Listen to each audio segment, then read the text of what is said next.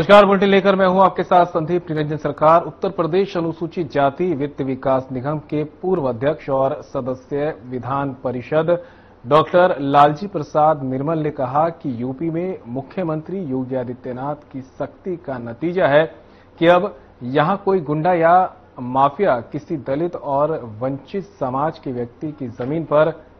कब्जा करने का साहस नहीं जुटा पा रहा। उन्होंने कहा कि दलित उत्पीड़न की घटनाएं बीती सरकार की बात हो गई है। सीएम योगी ने राज्य में समतामूलक समाज को स्थापित करने के लिए सिर्फ बयान तक ही खुद को सीमित नहीं रखा, बल्कि उन्होंने सरकारी नौकरियों में दलितों और वंचितों को उनका अधिकार दिया। विभिन्न विभागों में बिना सिफारिशों के इन वर्गों को तैनाती दी। इतना ही नहीं, स्वास्थ्य और परिवार कल्याण विभाग के साथ ही सिंचाई जैसे महत्वपूर्ण विभाग में भी दलित अधिकारियों को विभागाध्यक्ष बनाया है। डॉक्टर निर्मल ने कहा कि दलित समाज के मान सम्मान और उनके स्वाभिमान को ध्यान में रखते हुए सीएम योगी ने राज्य के कन्नौज मेडिकल कॉलेज और प्रतापगढ़ में बन रहे पॉलिटेक्निक कॉलेज का नाम बाबा साहब डॉक्टर भीमराव अंबेडकर के नाम पर रखा। इतना ही नहीं, देश के हिंदुओं के गौरव स्थल भगवान श्री राम की जन्मस्थली अयोध्या के एयरपोर्ट का नाम महर्षि वाल्मीकि के नाम पर रखा। उन्होंने कहा कि अब इस सरकार में दलितों का उत्पीड़न करने वाले जेल की सलाखों के पीछे हैं या यूपी छोड़कर दूसरे राज्यों में पलायन कर गए हैं। डॉक्टर निर्मल ने बुधवार को मुख्यमंत्री आवास पर योगी आदित्यनाथ से मुलाकात की और उन्हें लखनऊ में बन रहे विश्व स्तरीय अंबेडकर स्मारक के निर्माण कार्य की जानकारी दी और इसी के साथ भयमुक्त उत्तर प्रदेश के लिए उनका आभार भी व्यक्त किया।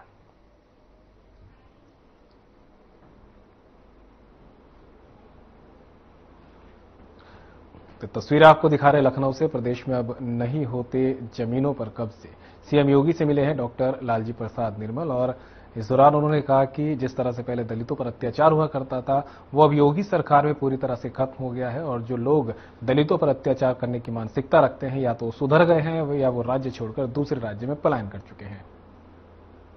प्रधानमंत्री नरेंद्र मोदी ने 15 अगस्त 2019 को शुरू किए जल जीवन मिशन के अमृतकाल में एक ऐतिहासिक उपलब्धि हासिल की है। देश के ग्रामीण इलाकों में रहने वाले 15 करोड़ 44 लाख से अधिक परिवारों को अब नल से जल की सुविधा उपलब्ध कराई जा चुकी है। ये कुल ग्रामीण परिवारों का 89.74% हिस्सा है। मिशन की शुरुआत में यह आंकड़ा मात्र 17% था, यानी केवल 2 करोड़ 23 लाख घरों में ही नल से जल पहुंचता था। जल जीवन मिशन ने न केवल पेयजल आपूर्ति को सुलभ बनाया है, बल्कि ये मिशन ग्रामीण महिलाओं को सदियों पुराने पानी लाने के बोझ से मुक्त करने का साधन भी बना है। इससे उनके स्वास्थ्य, शिक्षा और सामाजिक स्थिति में उल्लेखनीय सुधार आया है। ये पहल जीवन को आसान बना रही है और गांव के हर व्यक्ति को सम्मान और सुविधा से जोड़ रही है। देश के 11 राज्यों और केंद्र शासित प्रदेश जैसे गोवा, हरियाणा, तेलंगाना, गुजरात, पंजाब, हिमाचल प्रदेश, मिजोरम ऐसे क्षेत्र बन चुके हैं जहां 100% ग्रामीण घरों को नल से जल की सुविधा मिल चुकी है। साथ ही 9.32 लाख स्कूलों और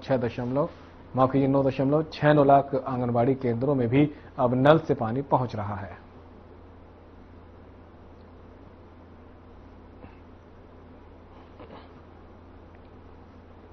श्री बद्रीनाथ केदारनाथ मंदिर समिति यानी बीकेटीसी के पूर्व अध्यक्ष अजय जिंद ने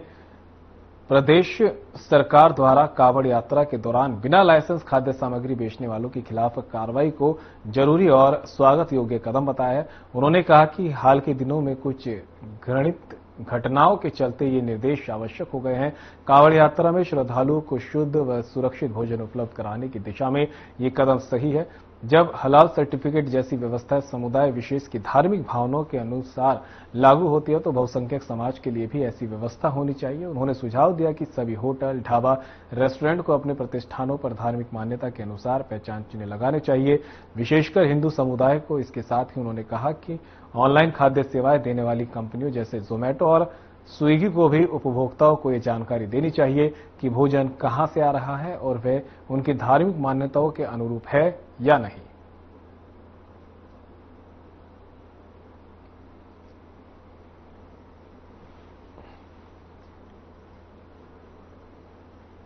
सीएम योगी आदित्यनाथ ने गोरखपुर में आयोजित जनता दर्शन में लोगों से मुलाकात की। इस दौरान सीएम योगी ने सबकी समस्याएं सुनी और अधिकारियों को निर्देश दिए कि जन समस्याओं का निराकरण शीघ्रता और पारदर्शिता के साथ किया जाए।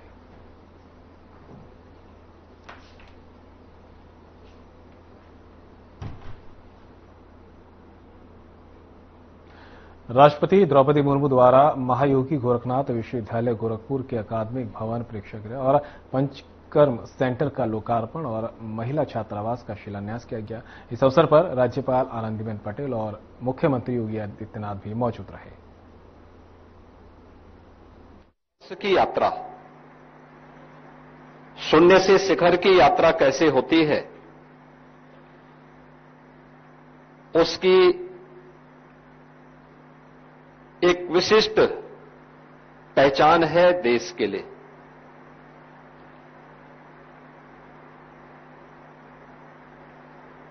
संघर्षों से जिन्होंने अपना रास्ता तैयार किया हो, विपरीत परिस्थितियों और आपदाओं को सामना करते हुए भी अपने स्वयं के संकट को कभी प्रगति के मार्ग में बाधा न मानते हुए हमेशा राष्ट्र प्रथम के भाव के साथ पूरा जीवन समाज के लिए, लोक कल्याण के लिए, समाज के वंचित और दबे हुए कुचले के जीवन, नागरिकों के जीवन में एक नया प्रकाश लाने के जिस इच्छा शक्ति के साथ उन्होंने कार्य प्रारंभ किया, इसलिए 2 दिन के उनके उत्तर प्रदेश प्रवास के दौरान भी हम सबको देखने को मिला है। कल प्रातःकाल भारी बरसात के बावजूद पूर्वाह्न में 10 बजे के पूर्व ही आदरणीय राष्ट्रपति जी बरेली में पहुंच गई थी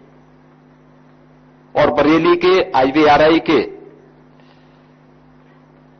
135 वर्ष पुराने इंडियन वेटरनरी रिसर्च इंस्टीट्यूट के कॉन्वोकेशन सेरेमनी कार्यक्रम में उन्होंने अपना आशीर्वचन वहां के छात्र छात्राओं को प्रदान किया, अपना योग्य मार्गदर्शन दिया। बरेली से सीधे गोरखपुर, एम्स गोरखपुर के प्रथम कॉन्वोकेशन सेरेमनी में उनका आशीर्वचन एम्स गोरखपुर के छात्र छात्राओं को प्राप्त हुआ। आज प्रातःकाल से ही आयुष विश्वविद्यालय के, प्रदेश के पहले आयुष विश्वविद्यालय के उद्घाटन कार्यक्रम में और इस दौरान छात्र छात्राओं के साथ जगह जगह सड़कों पर उतर करके पहली बार हुआ है जब भारत का कोई संवैधानिक प्रमुख सड़क पर छात्रों के अभिवादन करते हुए बच्चों के साथ में जाकर के उनके साथ संवाद करे, अभिभूत करने वाला क्षण था। उनका व्यक्तित्व देख करके मुझे दिनकर जी की पंक्तियां याद आती है कि वसुधा का नेता कौन हुआ,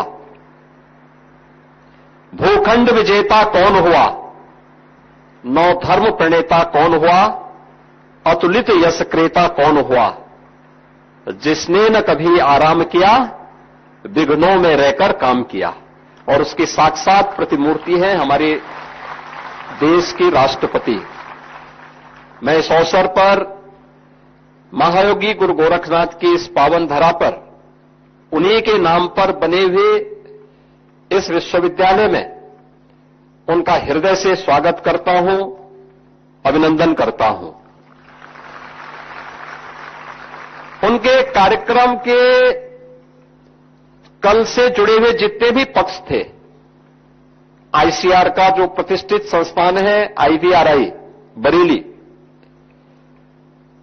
वह एग्रीकल्चर और वेटनरी साइंस का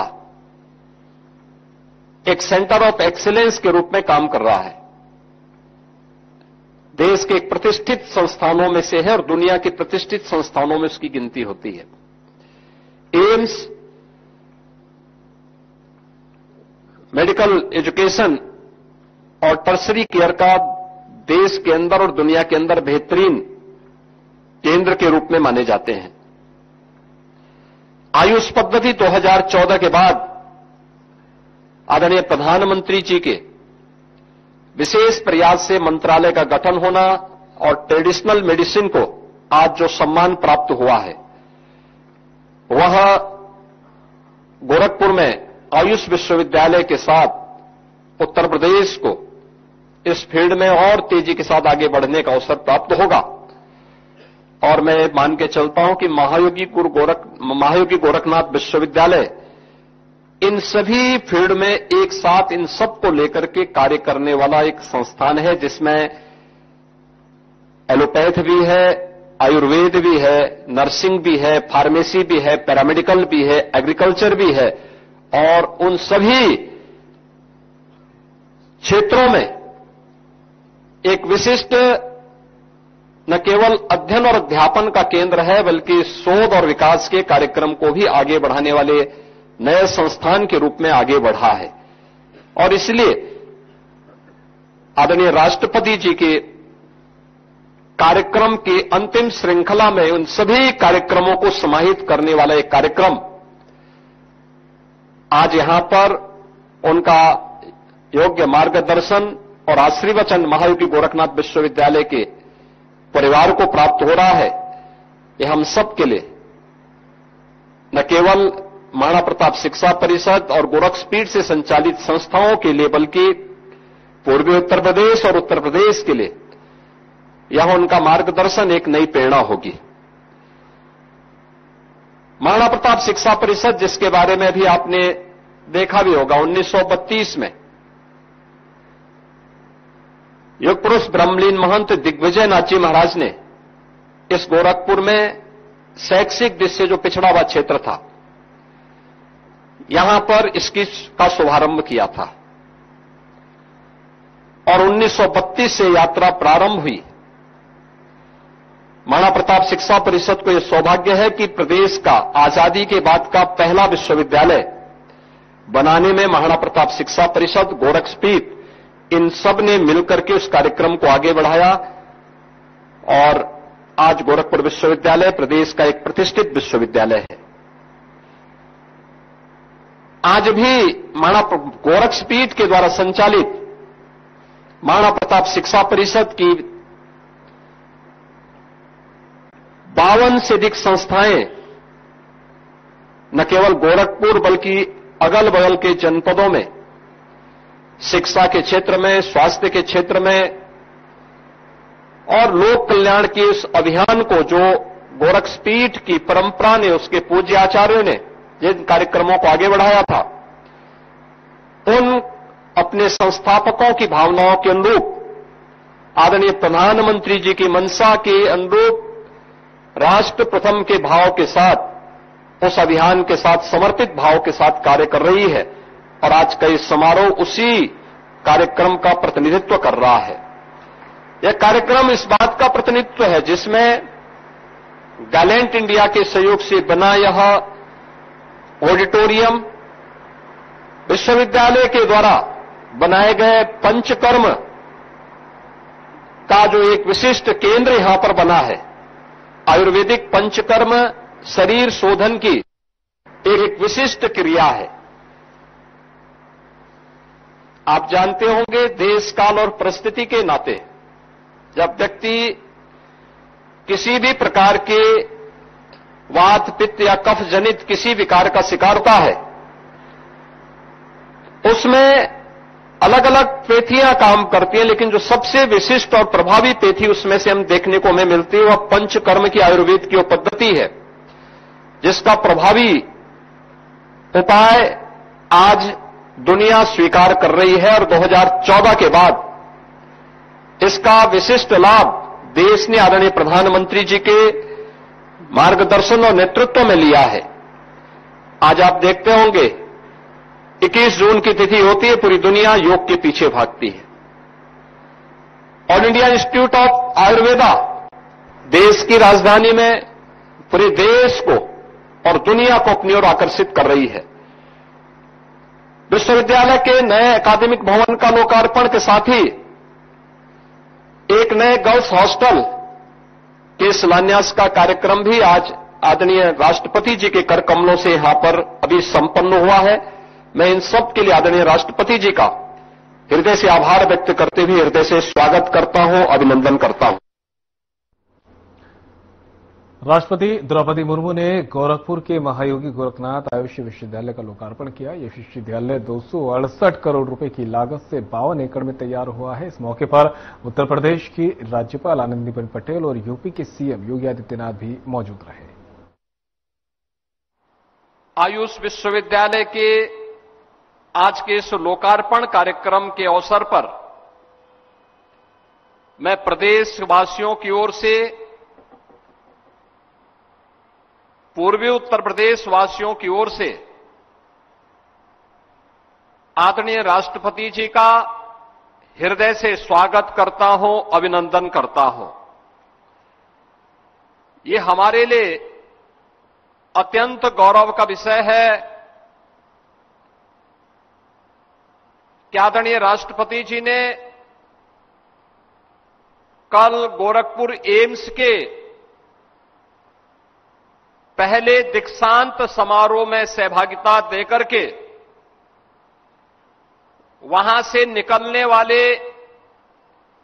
चिकित्सकों को अपना सानिध्य देकर के उन्हें व्यवहारिक जीवन में कैसे कार्य करना है, इसके लिए अपना मार्गदर्शन दिया। और आज गोरखपुर के इस ग्रामीण भटड़ क्षेत्र में आदरणीय राष्ट्रपति जी का सानिध्य न केवल यहां के स्थानीय नागरिकों को बल्कि हमारे यहां पर पूर्वी उत्तर प्रदेश के अलग अलग क्षेत्रों से जो उपस्थिति हुई है, उन सबके साथ साथ पूरे उत्तर प्रदेश को उनका मार्गदर्शन इस लोकार्पण कार्यक्रम में प्राप्त होने वाला है। इस अवसर पर आदरणीय राष्ट्रपति जी का मैं हृदय से अभिनंदन करता हूं, स्वागत करता हूं। यह हमारे लिए अत्यंत गौरव का विषय है कि आज के इस समारोह में अति विशिष्ट अतिथि के रूप में प्रदेश की आदरणीय राज्यपाल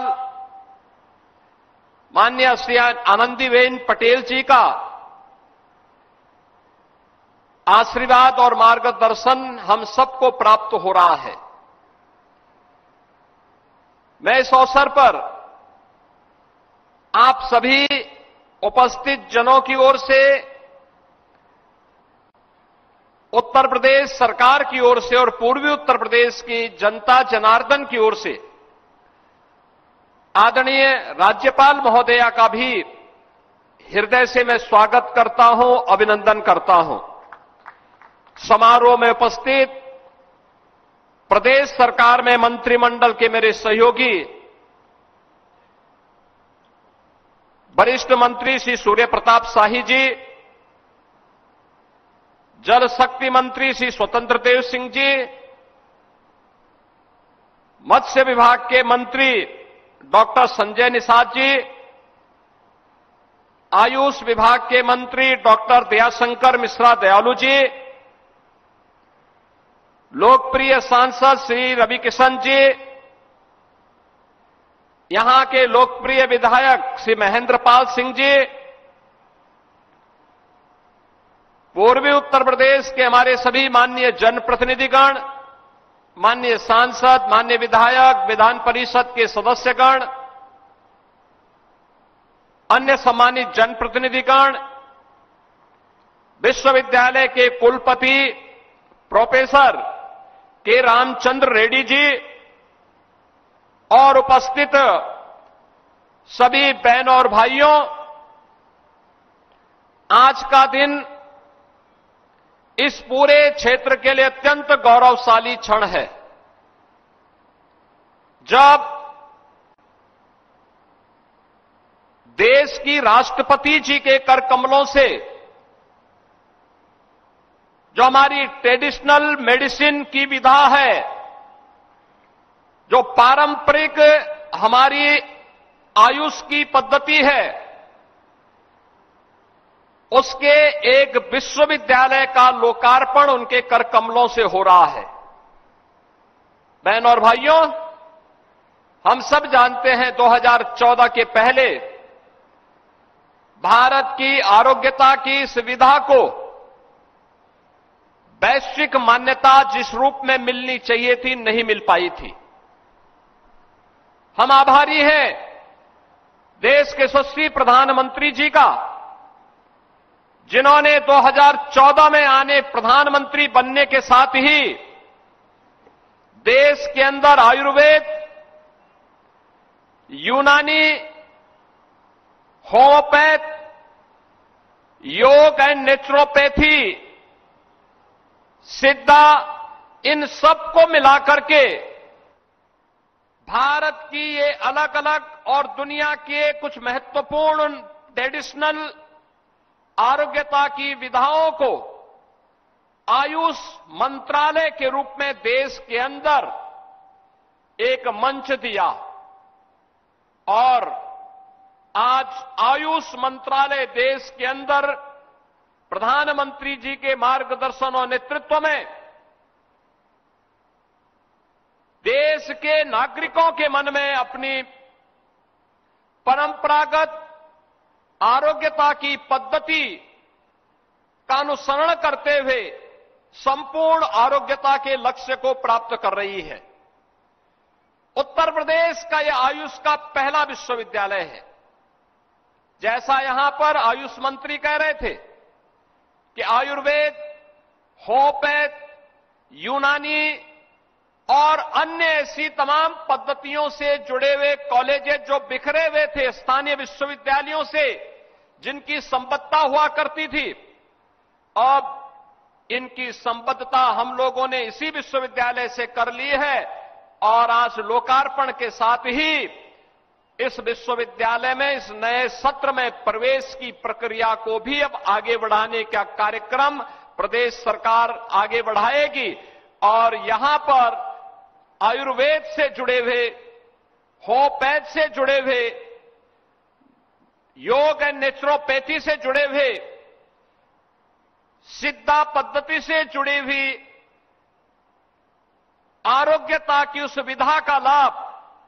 न केवल यहां के लोग कर पाएंगे, बल्कि उसके रिसर्च एंड डेवलपमेंट के एक नए केंद्र के रूप में क्षेत्र अब विकसित होकर के यहां के किसानों को, यहां के नौजवानों के लिए ट्रेडिशनल मेडिसिन में एक नई रोजगार की संभावनाओं को विकसित करने में भी इस विश्वविद्यालय की एक बड़ी भूमिका होगी। बहन और भाइयों, गोरखपुर महायोगी भगवान गोरखनाथ की पावन धरा है और जब हम भारत की आयुष की पद्धति की बात करते हैं तो आयुर्वेद में रसशास्त्र और धातु विज्ञान का आविष्कार 984 सिद्धों की परंपरा से जुड़ता है। ये 984 सिद्धों की वो परंपरा जिसको व्यवस्थित स्वरूप देकर के नेतृत्व प्रदान। बुलेटिन में मेरे साथ इतना ही, पर अब वक्त हो चला है डॉक्टर राकेश गुप्ता के साथ हमारे खास कार्यक्रम प्लस माइनस का। नमस्कार दोस्तों, आपने